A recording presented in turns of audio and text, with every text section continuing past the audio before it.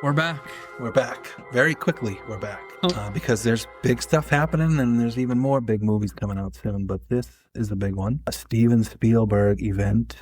A movie about the possibility of alien life. It is, as I'm sure you know, Disclosure Day that we are here to discuss. And I think we should preference this entire conversation to say we are 100% giving spoilers. Because there's no way we're not talking about the ending of this movie. Right Sorry, off everybody. yeah. We're definitely going to do spoilers today. Yeah. And we were just talking about the audience scores and the Rotten Tomatoes critic score is 81, I think. And but I know the audience score is only like 72 or something like that. And Yeah, it seems pretty split.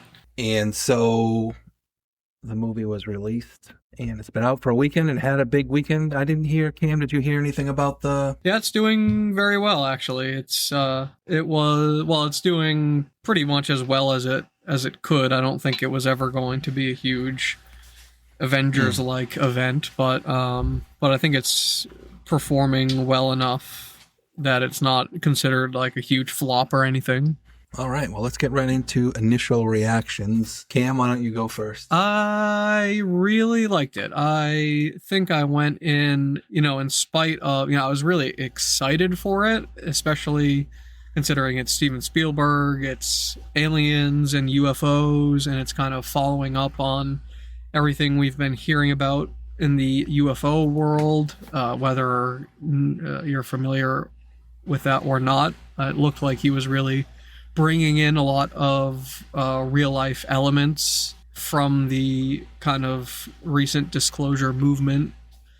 So I was really excited for it. That being said, I went in with fairly tapered expectations. I kind of went in expecting it might not be the kind of wall-to-wall alien UFO fest that I was hoping for, and it wasn't. It was definitely more of a straightforward kind of action thriller conspiracy kind of thing with kind of aliens as the backdrop for most of the movie. There were some other kind of slightly paranormal elements they brought in, and I liked that. So I think I went in with tapered expectations. I went out thinking I really enjoyed it. I even said, texting you guys after, I don't think I liked it as much as Close Encounters. And I still think I feel that way. I can see why some of the reaction has been mixed. I think there were some moments of, I don't quite know how to describe them, but like things that maybe if you weren't like super clued in or really into the UFO thing, that might have come off a little strange. And there were some points that kind of stretched believability and some little nitpicks here and there, but overall I was just thoroughly entertained, and I thought the last like maybe 15 minutes of it were like the greatest thing I've ever seen in a movie theater. Wow. In terms of aliens and references to crash retrievals and UFO sightings and that sort of thing. But yeah, overall I would say I really enjoyed it, but maybe not his best. And I'll leave it at that for now. So Disclosure Day for me, I was not looking forward to seeing it. I'm not a big alien movie person anyway, but my friend Cam and his dad definitely hyped it up for me and made me excited to want to see it. So I did agree to go to the movies and see it. It was all right. I didn't love it. I think there was a lot lacking. And I think that, I don't know, it almost felt lazy to me. The production, like, I just feel like they didn't put enough into it to make it a really great story. Like, Disclosure Day should be like the most amazing day and leading up to the most amazing events that should be happening, and I just didn't feel overwhelmed. Also, I thought it was ridiculously long and unnecessarily long, and that was like a little too much. Like, my butt was super numb sitting in that seat after like the first hour and a half, but it was okay. Not my fave. I tried to go into this not with too many expectations. I didn't watch the trailers or didn't really pay attention to them that much. I remember seeing a lot of things and images in the trailers that ended up just being kind of throwaway images in the movie as well and didn't end up having a lot to do with it. So when I sat down, I was like, okay, this movie's opening up not at all like I would have expected. Definitely very drawn in by the setup and what was happening in this organization that was, the organization that's ultimately sort of hiding the truth and holding on to all this stuff and secrets and technology, etc. And then as the story opened up with Emily Blunt's character and Josh O'Connor's characters and how they have this, they've been imbued with this sixth sense. And then we launch into a series of chase scenarios and the good guys that have abandoned this secret corporation and the bad guys that are still in charge of the corporation, led by Colin Firth as the head sort of black hat, if you will, in this film, trying to keep all this stuff under wraps. And as the chase scenes went on and on, it was, and I don't want to get into too much of this, like they just became kind of overwrought. They were definitely kind of got to the point of silly and like unbelievable absurd, yeah. and just absurd, and some of the escapes. And then we're inevitably heading back to this, opportunity for Emily Blunt's character to do this big reveal and get this sort of spiritual zap or supernatural zap from the aliens to allow her to do this disclosure along with the kid, Josh O'Connor's character, who's got all the, he's got all the stolen tapes and, tapes is the wrong word, but he's got all the stolen recordings of all this stuff that's going to be disclosed. And to me, if you stopped and thought about why are we chasing and what is going on, and then the disclosure happens, and that was pretty cool. I will say, when the disclosure sort of event happens, that hooked me a little bit. I was like, that had a little bit of emotional resonance when that started, and when they started talking about it, and the news reporter who they had on the air trying to narrate all of it was pretty good. But then I was just, and I don't want to get into too many details because this is supposed to be my initial reaction. It's already too long. But so I was just kind of disappointed. I thought some of the alien elements and some of the disclosure material and content was just, I was sort of like, this is downright silly to me. It just, so I mildly enjoyed the movie. I was definitely shifting in my seat and like, can we get on with it? Can we get on with it? Can we get on with it? And it felt like a very long setup to just a very sort of underwhelming reveal at the end. So that's all I'll say. So I didn't hate it, but I was very surprised. And my one takeaway, which I said to you, is I'm like, this does not seem like a movie that was directed by Steven Spielberg to me. It had moments, I felt like, and we did kind of talk about that too a little bit on text. There were a few moments that I was like, wow, like you got that, he plays the music at the right time for this moment of reflection, or, like this particular scene, it did feel Steven Spielberg-ish and gave me like that E.T. from when I was a little kid feeling in some of it. I agree. Like I don't know. I think overall I was expecting the entire movie to just be a lot better. Yeah. That said, I did find the whole idea of the crystals or whatever they were that they had, and how the aliens imbued Emily Blunt's character in particular with, these like telepathic abilities, and how she was able to like read people's thoughts and that helped them out. It just ultimately seemed like, okay, well, so are these, the whole crystal thing kind of became irrelevant once we got to the, like, what are these things? I was just left with so many, like, kind of just uncomfortable plot hole type questions as we got to the end. But anyway, I'll pause there. And I want to hear what Cam thinks, like, his favorite parts were. I want to know what he, like, thought was really well done, or that he was really surprised or excited by. I just really liked seeing all of the recreations of UFO lore throughout the film. There were parts where, towards the beginning, when Josh O'Connor's character is kind of revealing the secrets that he's stolen to his girlfriend, and they show, he shows various alien images. He shows I knew they're gonna do the alien kind of interrogation, which was there are videos out there of alien interrogations. This one was a little bit more traumatic than the ones that are out floating on the internet. But it was kind of like every time he was about to pull something out, I was kind of like, oh, I wonder if he's going to do this. And then he did the Holloman Air Force Base meeting where the Greys and the U.S. government signed a treaty.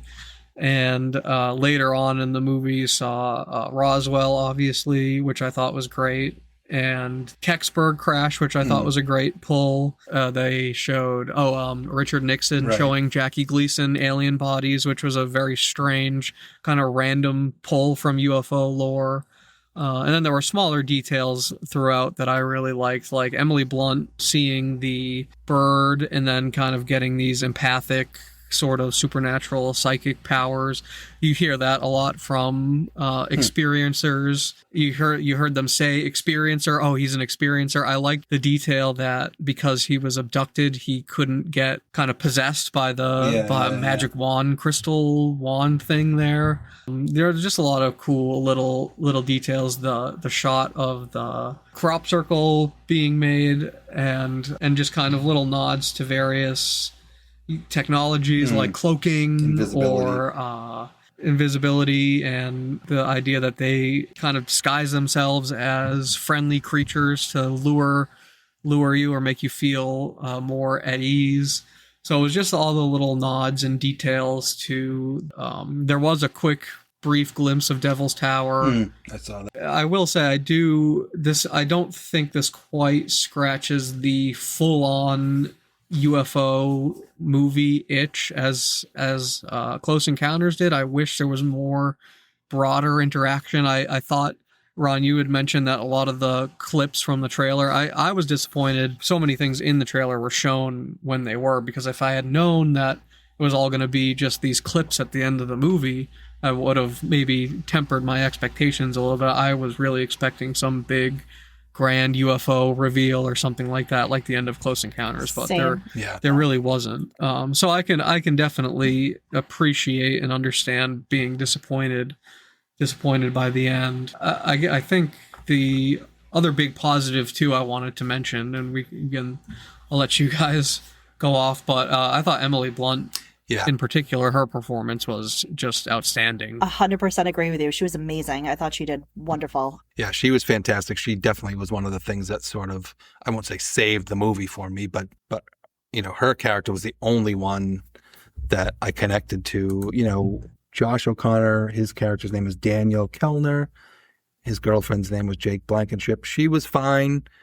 She did a good job, especially when she was being possessed by Colin Firth's character, the big bad guy. The Josh O'Connor character, I thought he was fine. He didn't blow me away. But if it weren't for Emily Blunt, I don't think I would have connected to any of the characters in particular. And I thought there was just so much, like, it was never clear, what sent Colin Firth down the path that he went down, other than he's just the textbook, I want to control everything. I want to keep everything secret for myself. Bad guy. He is not a very good bad guy. I joked when the movie started. I'm like, Colin Firth, he never plays a bad guy. And he, frankly, I thought he was good. I didn't think he was very good in this film. Oh, see, I thought he was good too. Yeah. I thought he gave a great performance. I didn't care for Jane's character that much, Eve Hewson. I've seen her she was in A Perfect Couple, which was a Netflix release, and she was okay in that too. She's an Irish actress, and you could hear a little bit of her brogue kind of breaking through some of her scenes and stuff. She's okay. She doesn't really, as an actress, excite me that much. But I thought the newscaster at the end was excellent too. Yeah. When apparently she's a real newscaster. Oh, you're kidding. Oh, I didn't know that. She was really good. She was. I don't know if she is anymore, but. And as Ron mentioned, like, he felt like he really connected at the end, and had that like kind of emotional like response and reaction when they were doing the disclosure day. Like, I felt that when she was broadcasting, like I did feel that connection with her, and I thought she did a great job. But Emily Blunt, star of the show, walking away 100%.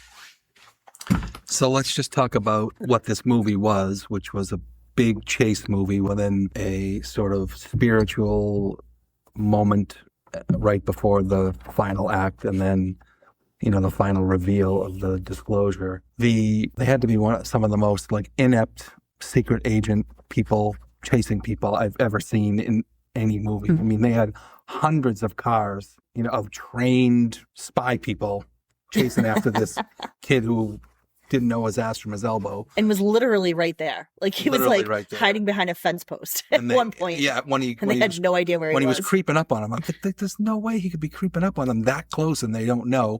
And then when they rode the car off the cliff and they're like literally hiding behind a rock feet away from the evil spy guys. And like no one. Well, that's a classic Spielberg. Right, but thing. no one's going to walk People say 5 that about feet all around of his the car to just check if there's any. They should have immediately got further away and sort of checked back on it from a distance. It just once Emily Blunt got involved and she started using her magic powers, then you can forgive some of it. But I was like, this is just ridiculous how inept these guys are. And that's right, Kim. It did feel that was a good example of like a Steven Spielberg moment, but I feel like it was kind of wasted on adults.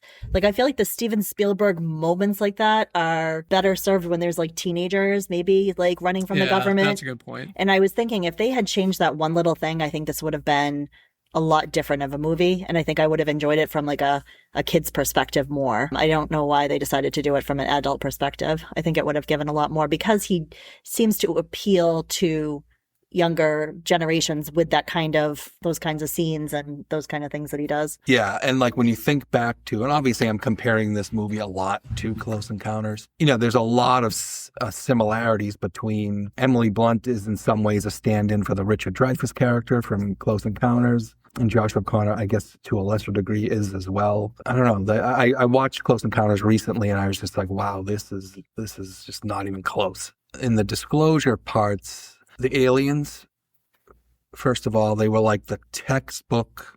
The aliens in Close Encounters, resembled sort of that sort of established look of what a lot of folks who have claim to have seen alien people look like, but they were different and they were sort of ethereal and like dreamlike. And these things were just like, they looked like the fake things you see in the, all of the displays from Roswell when they show TV clips of all the alien museums in Roswell and things like that. And wheeling out the grandma alien at the end with her sunroof and everything else. In her little magic box.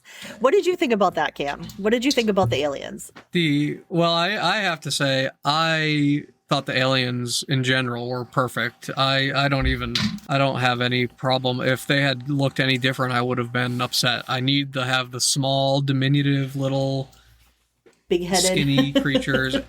And Brian and I just watched Close Encounters again right before we saw Disclosure Day, and we were watching it and we both looked at each other like, wow, those aliens look terrible. The 4K, you can now see that they're plastic. You can see the painted eyes that they put on, that they're clearly just like midgets and kids in skin tight suits. That's so funny. The very last alien at the end of that movie of Close Encounters is just very clearly a clay puppet. And so I have to push back on that a little bit. I thought the aliens were perfect, and the old alien at the end, I did think it was a little bit goofy. I thought it was a little kind of like endearing. It was almost like you expect these aliens to be these super like advanced, like intelligent beings, and the one that they wheel out ends up being kind of lame and old and decrepit. I kind of like that. I think it's kind of a fun little play with your expectations kind of thing.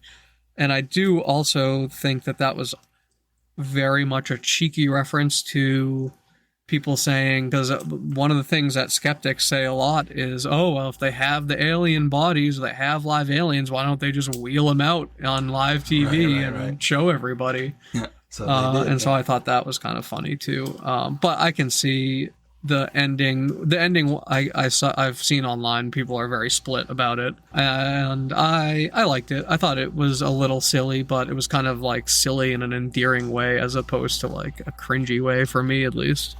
Yeah, like I said, I didn't hate it, but just a lot of those things, I was just. That was my immediate reaction in the theater. I was just like, oh boy. And as opposed to just being caught up in it. Like I said, I did a little bit get caught up in the whole news reveal of all the stuff. The content, like I didn't find the content, like when they showed Kecksburg and they showed the things that were supposed to be black and white, old newsreel footage didn't seem, and then the stuff that was clearly new and looked really good of all those giant crafts, spinning through the clouds and with the fighter jets following them in the airliner. And then it just sort of begged the question of first of all, like, what's up with these aliens? They crashed like 50 times, like between the 40s and the 60s. They can't drive. Were they drunk? Like what? I found myself thinking that as I'm watching this. And then, but if they have these capabilities, and if Emily Blunt was able to do what she did to like evade capture and do like, why didn't the aliens just do that and not get captured? If they could present themselves as like animals, like you mentioned, to be a friendly thing, couldn't they do that and get away, like escape? I guess I can see that. I mean, I think these are questions that the UFO people ask themselves. Yeah, I think these are broader. I wonder if some of that is just like the downside of trying to make your movie 100% accurate to all these UFO claims is like there's not really an explanation for half of it, and it's kind of hard to craft something logical around something we don't quite understand yet. Yeah, and it is a very illogical thing, I guess, to begin with. I can see that. But I do agree with Ron when he was saying the footage that they had, like when they were supposedly showing Roswell, it was like super clear and like fake grainy. And I was like, they could have done a much better job to manufacture old looking videos that would have seemed realistic, I think, to use for the movie. Like, that's what I mean about lazy. I just feel like some of the details that they just kind of glossed over, that if they had spent a little more time on a few, they probably could have made the movie a little bit better. Yeah, I know the CGI's taken a beating, the animals, in particular. What did you think, Cam? I was kind of surprised that it looked so animated. The animals were the big sticking point of contention. I didn't think they looked great. I thought they were okay. I think you can try to say like, oh well, it's just their like holographic trick or whatever it is. But they didn't look great. I thought the rest of the CGI was fine though. I didn't really take me out of it. All right, can I ask a question? So they had to rebuild Margaret's house for her to remember what happened. They had to really go in and literally build her house and take like old family photographs and recreate them and stick them on the walls and everything just to get her to remember what happened. Yeah, and it seemed like it was like a whole lot of effort. That I thought was a little strange. And it was just kind of like, oh, and now we did it and it's over and let's get out of here kind of thing. Like, yeah, right? That was like, oh, all that work just to do that. They couldn't have just like reconstruct her bedroom done if it over the phone or something. Yeah, like just use that one room then. Reconstruct that one room. The entire house had to be reconstructed.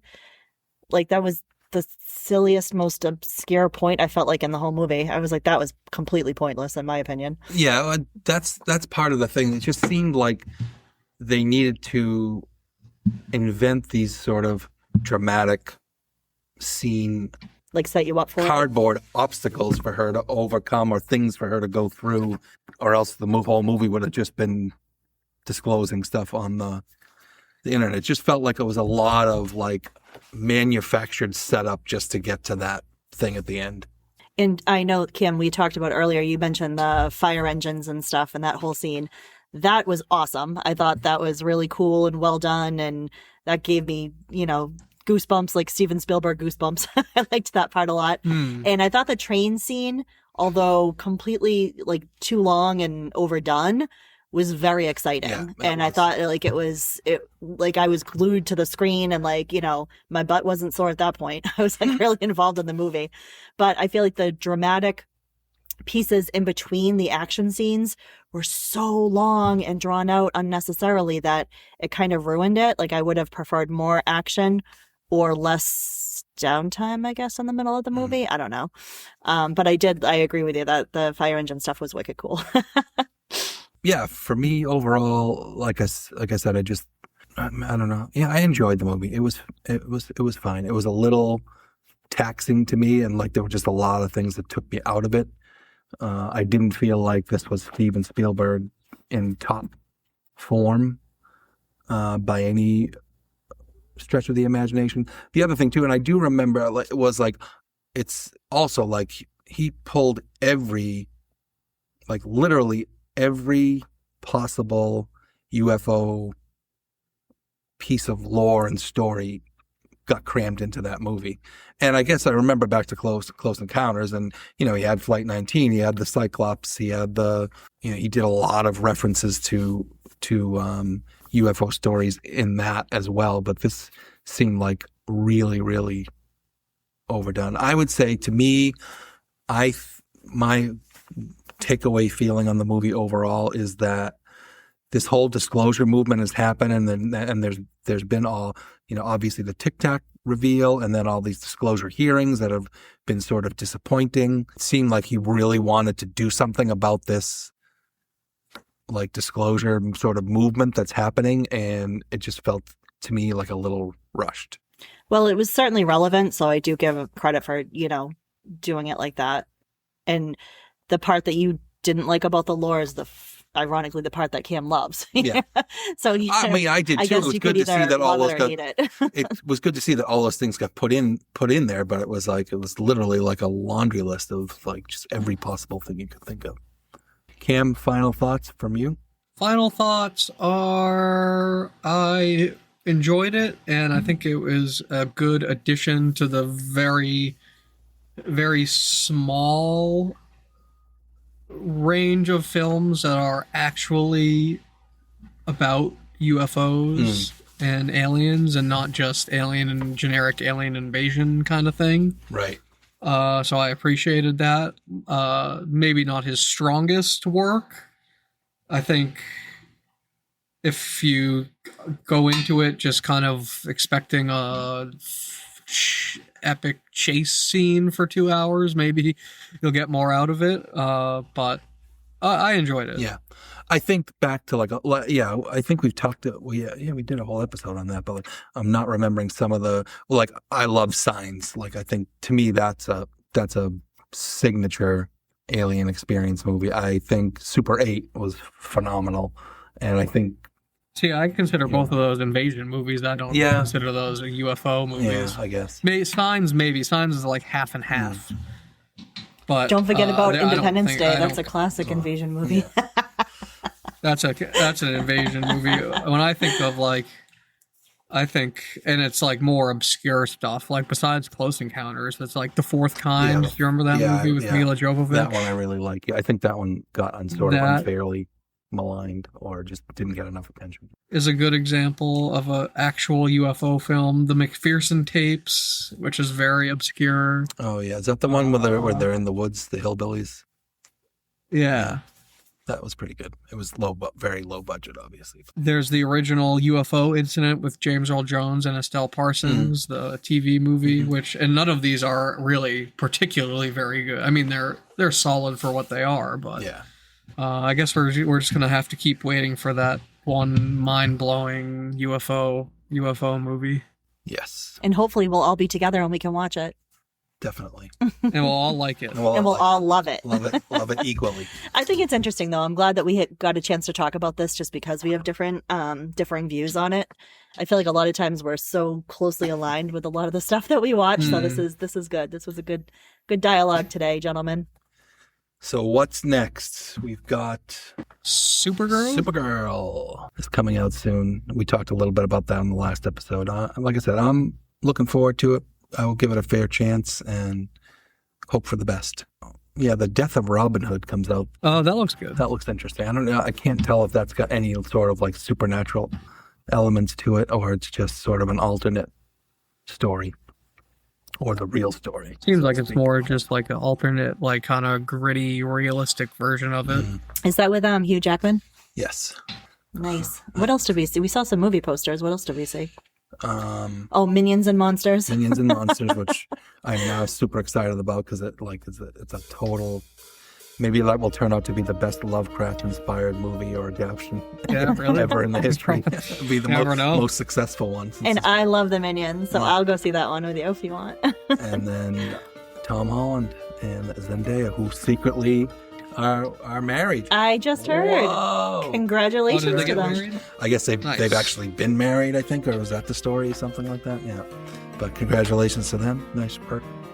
And there was a joke I saw on TV today that said, like, I guess every leading man and lady in the Spider-Man movies all dated, and they're the first couple that like Actually got married. actually got married. I guess Huh. Kirsten Dunst and Tobey Maguire dated for a while.